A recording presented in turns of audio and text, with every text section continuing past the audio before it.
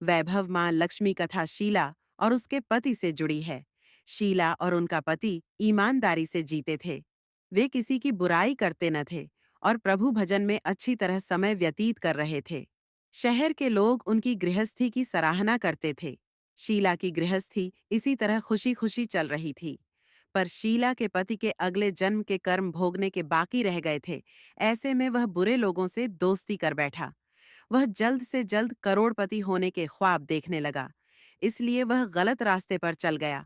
रास्ते पर भटकते भिखारी जैसी उसकी हालत हो गई थी।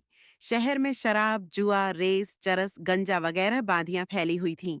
उसमें शीला का पति भी फंस गया। दोस्तों के साथ उसे भी शराब की आदत हो गई। जल्द से जल्द पैसे वाला बनने की लालच में दोस्तों के साथ जुआ भी खेलने लगा। इस तरह बचाई हुई धनराशि, पत्नी के गहने, सब कुछ रेस जुए में गंवा दिया था। इसी तरह एक वक्त ऐसा भी था कि वह सुशील पत्नी शीला के साथ मजे में रहता था और प्रभु भजन में सुख शांति से वक्त व्यतीत करता था। उसके बजाय घर में दरिद्रता और भूखमरी फैल गई। सुख से खाने की बजाय 2 वक्त भोजन के लाले पड़ गए और शीला को पति की गालियां खाने का वक्त आया था। शीला सुशीला और संस्कारी स्त्री थी। उसको पति के बर्ताव से बहुत दुख हुआ, किंतु वह भगवान पर भरोसा करके बड़ा दिल रखकर दुख सहने लगी। कहा जाता है कि सुख के पीछे दुख और दुख के पीछे सुख आता ही है, इसलिए दुख के बाद सुख आएगा ही। ऐसी श्रद्धा के साथ शीला प्रभु भक्ति में लीन रहने लगी। इस तरह शीला असह्य दुख सहते सहते प्रभु भक्ति में वक्त बिताने लगी। अचानक एक दिन दोपहर को उनके द्वार पर किसी ने दस्तक दी। शीला सोच में पड़ी गई कि मुझ जैसे गरीब के घर इस वक्त कौन आया होगा। फिर भी द्वार पर आए हुए अतिथि का आदर करना चाहिए। ऐसे आर्य धर्म के संस्कार वाली शीला न खड़े होकर द्वार खोला। देखा तो सामने एक मांझी खड़ी थी। वे बड़ी उम्र की लगती थीं, किंतु उनके चेहरे पर अलौकिक तेज निखर रहा था। उनकी आंखों में माने अमृत वह वहां था। उनका भव्य चेहरा करुणा और प्यार से छलकता था। उनका देखते ही शीला के मन में अपार शांति छा गई। वैसे शीला इस मांझी को पहचानती न थी, फिर भी उनकी देखकर शीला के रोम रोम में आनंद छा गया। शीला मांझी को आदर के साथ घर मने आयो। घर में बिठाने के लिए कुछ भी नहीं था, अतः शीला ने सकुचाकर फटी हुई चद्दर पर उनको बिठाया। मांझी ने कहा, क्यों शीला, मुझे पहचाना नहीं?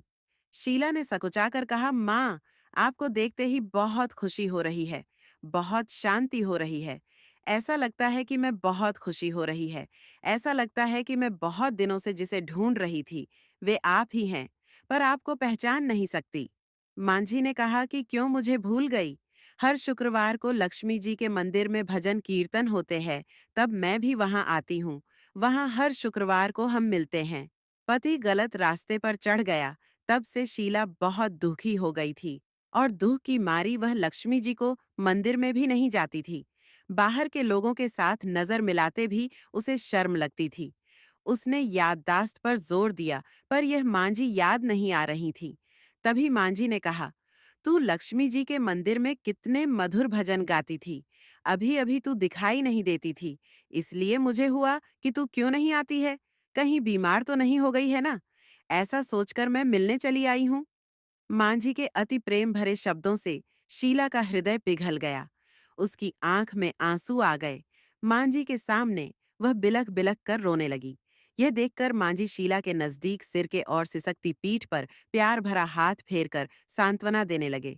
मांझी ने कहा, सुख और दुख तो धूप और छांव जैसे होते हैं। सुख के पीछे दुख आता है तो दुख के पीछे सुख भी आता है। धैर्य रखो बेटी, और तुझे क्या परेशानी है? तेरे दुख की बात मुझे सुना, तेरा मन भी हल्का हो जाएगा और तेरे दुख का कोई उपाय भी मिल जाएगा। मांझी की बात सुनकर शीला के मन को शांति मिली। उसने मांझी को कहा, माँ, मेरी गृहस्थी में भरपूर सुख और खुशियां थीं। मेरे पति भी सुशील थे। भगवान की कृपा से पैसे की बात में भी हमें संतोष था। हम शांति से गृहस्थी चलाते, ईश्वर भक्ति में अपना वक्त व्यतीत करते थे। यकायक हमारा भाग्य हमसे रूठ गया। मेरे पति को बुरी दोस्ती हो गई। बुरी दोस्ती की वजह से वे शराब, जुआ, रेस, चरस, गंजा वगैरह खराब आदतों के शिकार हो गए और उन्होंने सब कुछ गंवा दिया और हम रास्ते के भिखारी जैसे बन गए। यह सुनकर मांझी ने कहा, सुख के पीछे दुख और दुख के पीछे सुख आता ही रहता है। ऐसा भी कहा जाता है कि कर्म की गति न्यारी होती है। हर इंसान को अपने कर्म भुगताने ही पड़ते हैं। इसलिए तू चिंता मत कर। अब तू कर्म भुगत चुकी है। अब तुम्हारे सुख के दिन अवश्य आएंगे। तू तो माँ लक्ष्मी जी की भक्त है। माँ लक्ष्मी जी तो प्रेम और करुणा के अवतार हैं। वे अपने भक्तों पर हमेशा ममता रखती हैं। इसलिए तू धैर्य रख के माँ लक्ष्मी जी का व्रत कर। इससे सब कुछ ठीक हो जाएगा। माँ लक्ष्मी जी का व्रत करने की बात सुनकर शीला के चेहरे पर चमक आ गई। उसने पूछा, माँ, लक्ष्मी जी का व्रत कैसे किया जाता है? वह मुझे समझाए। मैं यह व्रत अवश्य करूंगी। मांझी ने कहा, बेटी, माँ लक्ष्मी जी का व्रत बहुत सरल है। उसे वरद लक्ष्मी व्रत या वैभव लक्ष्मी व्रत कहा जाता है। यह व्रत करने वाले सब मनोकामना पूर्ण होती हैं। वह सुख संपत्ति और यश प्राप्त करता है। ऐसा कहकर मांझी वैभव लक्ष्मी व्रत की विधि करने लगी। प्रसाद पहले पति को खिलाया। प्रसाद खाते ही पति के स्वभाव में फर्क पड़ गया। उस दिन उसने शीला को मारा नहीं, सताया भी नहीं। शीला को बहुत आनंद हुआ। उनके मन में वैभव लक्ष्मी व्रत के लिए श्रद्धा बढ़ गई। शीला ने पूर्ण श्रद्धा भक्ति से 20 शुक्रवार तक वैभव लक्ष्मी व्रत किया। 21वें शुक्रवार को मांझी के कहे मुताबिक उद्यापन विधि करके 7 स्त्रियों को वैभव लक्ष्मी व्रत की 7 पुस्तकें उपहार में दी। फिर माताजी के धन लक्ष्मी स्वरूप की छवि को वंदन करके भाव से मन ही मन प्रार्थना करने लगी। हे माँ धनलक्ष्मी, मैंने आपका वैभव लक्ष्मी व्रत करने की मन्नत मानी थी। वह व्रत आज पूर्ण किया है। हे माँ, मेरी हर विपत्ति दूर करो। हमारा सबका कल्याण करो। जिसे संतान न हो, उसे संतान देना। सौभाग्यवती स्त्रियों का सौभाग्य अखंड रखना। कुंवारी लड़कियों को मनभावन पति देना। आपका यह चमत्कारी वैभव लक्ष्मी व्रत करे, उनकी सब विपत्ति दूर करना, सबको सुखी करना। हे माँ, आपकी महिमा अपार है। ऐसा बोलकर लक्ष्मी जी के धन लक्ष्मी स्वरूप की छवि को प्रणाम किया। इस तरह शास्त्रीय विधिपूर्वक शीला ने श्रद्धा से व्रत किया और तुरंत ही उसे फल मिला। उसका पति गलत रास्ते पर चला गया था, वह अच्छा आदमी हो गया और कड़ी मेहनत करके व्यवसाय करने लगा। माँ वैभव लक्ष्मी की कृपा से शीला के घर में धन की बाढ़ आ गई।